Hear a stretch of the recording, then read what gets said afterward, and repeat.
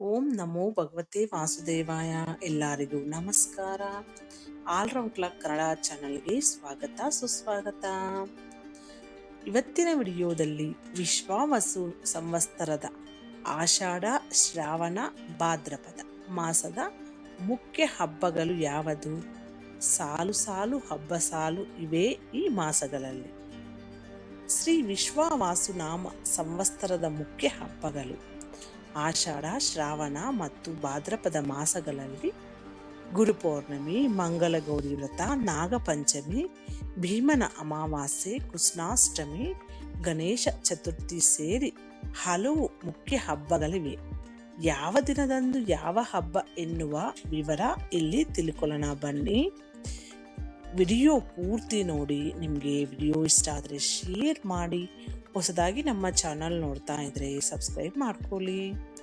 ಶ್ರಾವಣ ಮತ್ತು ಭಾದ್ರಪದ ಮಾಸಗಳಲ್ಲಿ ಸಾಲು ಸಾಲು ಹಬ್ಬಗಳು ಬರುತ್ತವೆ. ಆಷಾಢ ಮಾಸದಲ್ಲಿ ಹೆಚ್ಚು ಶುಭ ಕಾರ್ಯಗಳು ನಡೆಯುವುದಿಲ್ಲವಾದರೂ ಗುರುಪೌರ್ಣಮಿ ಸೇರಿದಂತೆ ಹಲವು ಮುಖ್ಯ ಹಬ್ಬಗಳು ಇವೆ. ಶ್ರೀ ವಿಶ್ವಾವಸು ನಾಮ ಸಂವತ್ಸರದಲ್ಲಿ ಆಷಾಢ, ಶ್ರಾವಣ ಮತ್ತು ಭಾದ್ರಪದ ಮಾಸದಲ್ಲಿ ಬರುವ ಪ್ರಮುಖ ಹಬ್ಬಗಳ ವಿವರ ನೋಡೋಣ ಬನ್ನಿ. ಮೊದಲನೆಯದು ಆಷಾಢ ಮಾಸ. 26 ಜೂನ್ ರಿಂದ 24 ಜುಲೈವರೆಗೂ ಇರುತ್ತೆ. ಶ್ರೀ ಮಹಾಲಕ್ಷ್ಮಿ ಪೂಜೆ. ಆಷಾಢ ಮಾಸದಲ್ಲಿ ಪ್ರತಿ ಶುಕ್ರವಾರಗಳಂದು ಶ್ರೀ ಮಹಾಲಕ್ಷ್ಮಿಗೆ ವಿಶೇಷವಾದ ಪೂಜೆಯನ್ನು ಸಲ್ಲಿಸಲಾಗುತ್ತದೆ. ಈ ದಿನಗಳನ್ನು ಹಬ್ಬವನ್ನಾಗಿ ಆಚರಿಸುತ್ತಾರೆ. ಎರಡನೆಯದು ಗುರುಪೌರ್ಣಮಿ. ಗುರುಪೌರ್ಣಮಿ 10 ಜುಲೈ ಬಂದಿದೆ, ಗುರುವಾರ ಬರುತ್ತೆ. ಸಕಲ ವೇದಗಳ ಸಂಕಲನಕಾರ ಮತ್ತು ಭಾರತವನ್ನು ರಚಿಸಿದ ವ್ಯಾಸರಾಯರ ಜನ್ಮದಿನವನ್ನು ಗುರುಪೌರ್ಣಿಮಾದ ಹೆಸರಿನಲ್ಲಿ ಆಚರಿಸುತ್ತೇವೆ. ದಕ್ಷಿಣಾಯನ ಪುಣ್ಯಕಾಲ 16 ಜುಲೈ ಬುಧವಾರ ಬರುತ್ತೆ.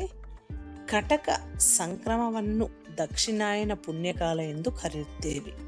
ಈ ದಿನದಂದು ಪುಣ್ಯ ಸ್ನಾನ ಮಾಡುವುದು ವಾಡಿಕೆ.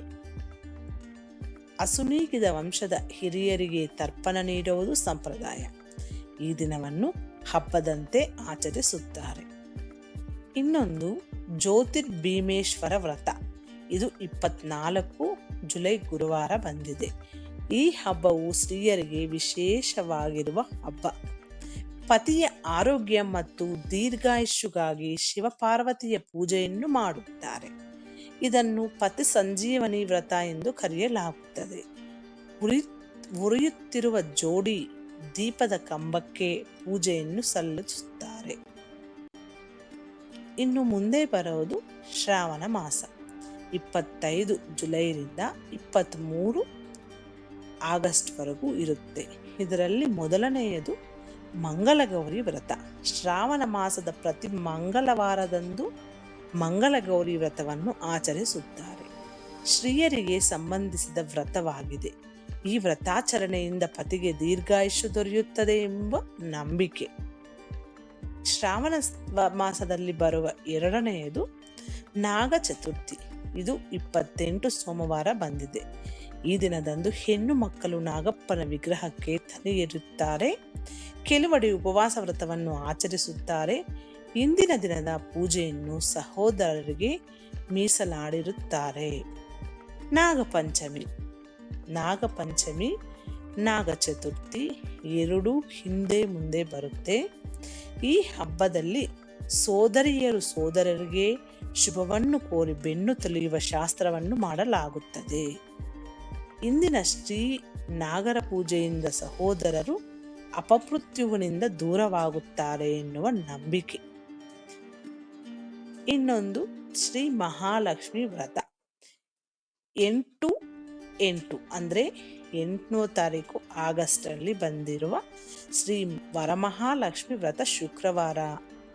ಈ ದಿನದಂದು ಕಲಶದಲ್ಲಿ ಶ್ರೀ ಲಕ್ಷ್ಮಿಯನ್ನು ಪ್ರತಿಷ್ಠಾಪಿಸಿ ಹೆಣ್ಣು ಮಕ್ಕಳು ಪೂಜಿಸುತ್ತಾರೆ. ಈ ಪೂಜೆಯ ಫಲವಾಗಿ ಕುಟುಂಬದ ಹಣಕಾಸಿನ ತೊಂದರೆಯ ದೂರವಾಗುತ್ತದೆ. ಪೂಜೆ ಮುಗಿದ ನಂತರ ದೇವರಿಗೆ ಅರ್ಪಿಸಿದ ಗಜ್ಜೆ ಮತ್ತು ವಸ್ತ್ರವನ್ನು ಗಲ್ಲಾ ಪೆಟ್ಟಿಗೆಯಲ್ಲಿ ಇಡುತ್ತಾರೆ. ಇದರಿಂದ ಉತ್ತಮ ಆದಾಯ ದೊರಕುತ್ತದೆ ಎನ್ನುವ ನಂಬಿಕೆ. ಇನ್ನೊಂದು ಹಬ್ಬ ಏನು ಅಂದರೆ ಋಗುಪಾಕರ್ಮ ಶನಿವಾರ ಬಂದಿದೆ 9ನೇ ತಾರೀಕು. ಹೊಸ ಯಜ್ಞೋಪವಿತ್ವವನ್ನು ಧರಿಸುವ ಹಬ್ಬ. ಇದರಿಂದ ಧಾರ್ಮಿಕ ಕಾರ್ಯಗಳನ್ನು ಮಾಡುವ ಅಧಿಕಾರ ದೊರೆಯುತ್ತದೆ, ಆಯುಷ್ಯವು ಹೆಚ್ಚಾಗುತ್ತದೆ.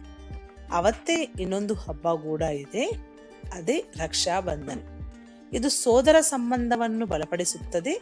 ಸೋದರರಿಗೆ ಹೆಣ್ಣು ಮಕ್ಕಳು ರಾಖಿ ಕಟ್ಟುತ್ತಾರೆ. ಈ ಆಚರಣೆ ಮಹಾಭಾರತದಲ್ಲಿ ಶ್ರೀಕೃಷ್ಣ ಮತ್ತು ದ್ರೌಪದಿಯರ ನಡುವೆ ಕಾಣಬಹುದು.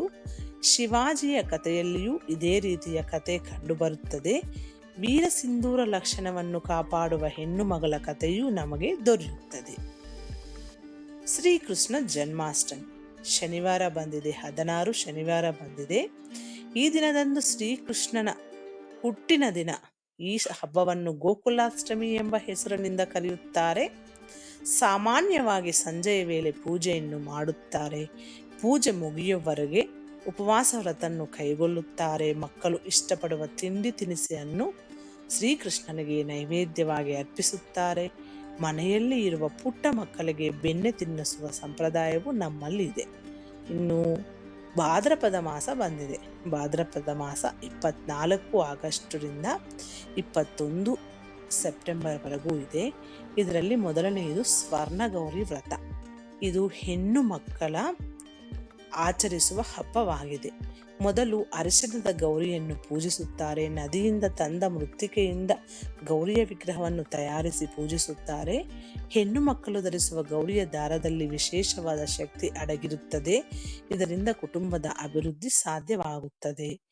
ಎರಡನೆಯದು ಭಾದ್ರಪದ ಮಾಸದಲ್ಲಿ ಬರುವ ಎರಡನೆಯ ಹಬ್ಬ ವರಸಿದ್ಧಿ ವಿನಾಯಕ ವ್ರತ. ವಿದ್ಯಾಬುದ್ಧಿಗಾಗಿ ಈ ಗಣಪತಿಯ ಪೂಜೆಯನ್ನು ಮಾಡಲಾಗುತ್ತದೆ. ಮೋದಕ ಮತ್ತು ಕಡುಬನ್ನು ವಿಶೇಷವಾಗಿ ದೇವರಿಗೆ ಅರ್ಪಿಸಲಾಗುತ್ತದೆ. ಈ ದಿನ ಚಂದ್ರನನ್ನು ನೋಡಿದಲ್ಲಿ ಅಪವಾದ ಬರುವುದೆಂಬ ನಂಬಿಕೆ ಇದೆ. ಆದರೆ ಶ್ರೀ ವರಸಿದ್ಧಿ ವಿನಾಯಕ ವ್ರತಕಥೆಯನ್ನು ಕೇಳಿದಲ್ಲಿ ದೋಷ ಪರಿಹಾರವಾಗುತ್ತದೆ. ನಿತ್ಯ ಜೀವನದಲ್ಲಿ ಎದುರಾಗುವ ಅಪರಾಧವು ದೂರವಾಗುತ್ತದೆ. ಮತ್ತೊಂದು ಋಷಿ ಪಂಚಮಿ ವ್ರತ. ಇದು 28 ಬಂದಿದೆ. ಇದು ಕ್ಲಿಷ್ಟಕರ ವ್ರತವಾಗಿದೆ. ಇದನ್ನು ವಿವಾಹಿತೆಯರು ಮಾತ್ರ ಮಾಡಬಹುದಾಗಿದೆ. ದಿನವಿಡೀ ಉಪವಾಸ ಇರುವುದಲ್ಲದೆ ಜಾಗರಣೆ ಕೂಡ ಮಾಡಬೇಕಾಗುತ್ತದೆ. ಮನೆಗೆ ಆಗಮಿಸಿದ ದಂಪತಿಯರಿಗೆ ಭೋಜನದ ವ್ಯವಸ್ಥೆಯನ್ನು ಮಾಡಿ ಅವರ ಆಶೀರ್ವಾದವನ್ನು ಪಡೆಯಬೇಕಾಗುತ್ತದೆ. ಇನ್ನು ಅನಂತ ಪದ್ಮನಾಭ ವ್ರತ 6 ಸೆಪ್ಟೆಂಬರ್ನಲ್ಲಿ ಬಂದಿದೆ, ಶನಿವಾರ.